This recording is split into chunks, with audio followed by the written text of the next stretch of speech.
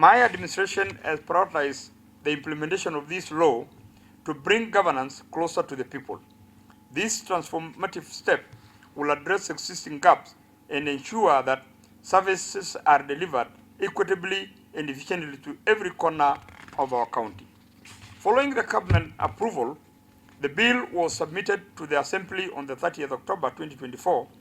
The bill has benefited from extensive consultations and discussions through the entire legislative cycle with the view of all stakeholders incorporated.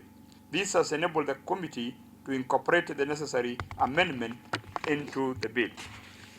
During the public participation process, key constitutional and social variables were taken into account, including population size, geographical features, community interest, historical, economic, and cultural ties, as well as means of communication. As a most equitable method, the number of villages units were determined based on the population density model akin to that adopted by the Commission on Revenue Allocation in determining ceilings of our counties. Our model considered an aggregate of 80% of population and 20% geographical area with necessary moderation to reflect the above-mentioned variables. In accordance with this law, each village unit will have a village administrator appointed by the County Public Service Board. These administrators will play a critical role in ensuring that governance at the grassroots is well coordinated and effective. Furthermore, we will place a village administrator on government payroll. I would like to ensure the public that the establishment of the 202 village units and the recruitment of incoming staff align with our wage bill management framework.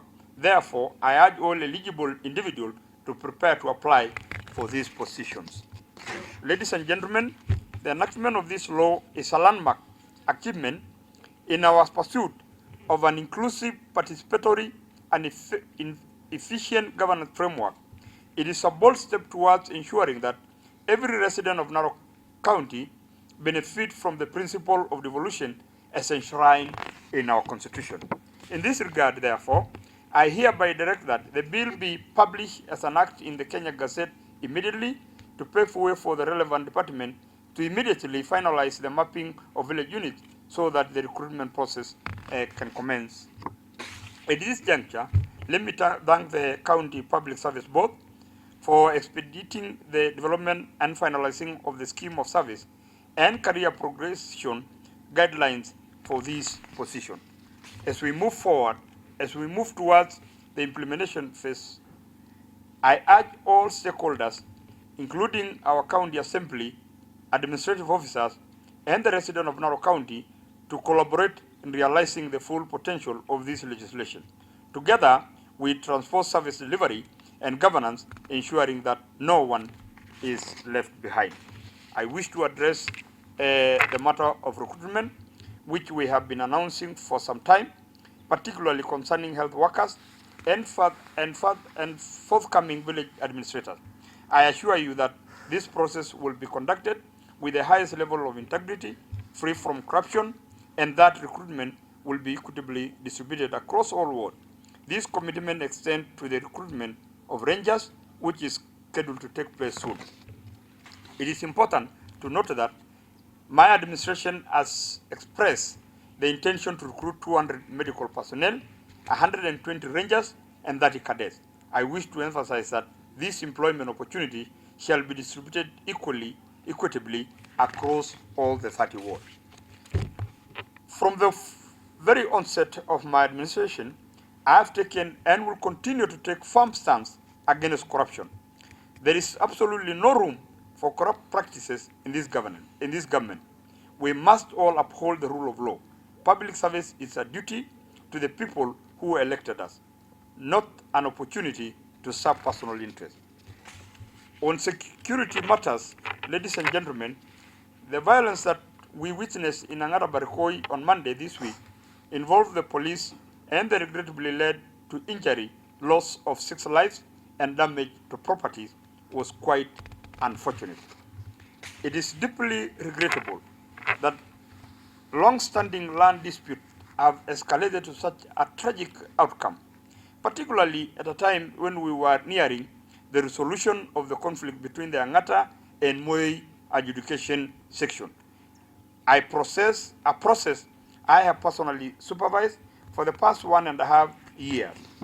I visited the area on Monday evening, and let me take this chance to inform the residents of Angata Barikoi that I have formally engaged the Independent Policing Oversight Authority, IPOA, to ensuring that a thorough investigation is conducted and that those responsible are held accountable in accordance with the law.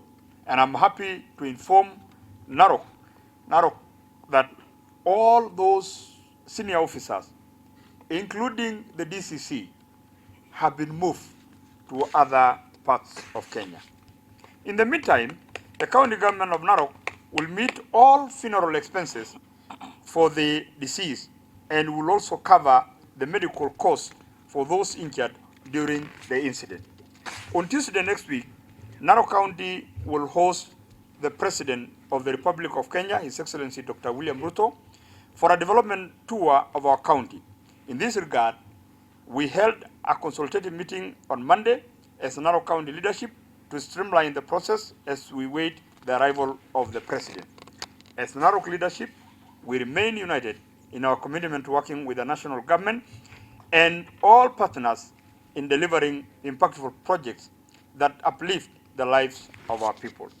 I am calling upon all of us to come out in large numbers and welcome the President, even as we engage in meaningful conversation on development programs and initiatives that will shape the overall growth and economic development of our county. Once again, I extend my deepest gratitude to all who played a role in making this law a reality.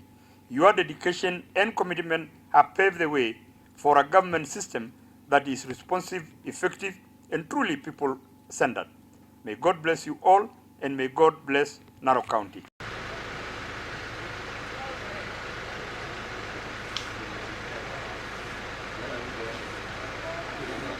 Thank you.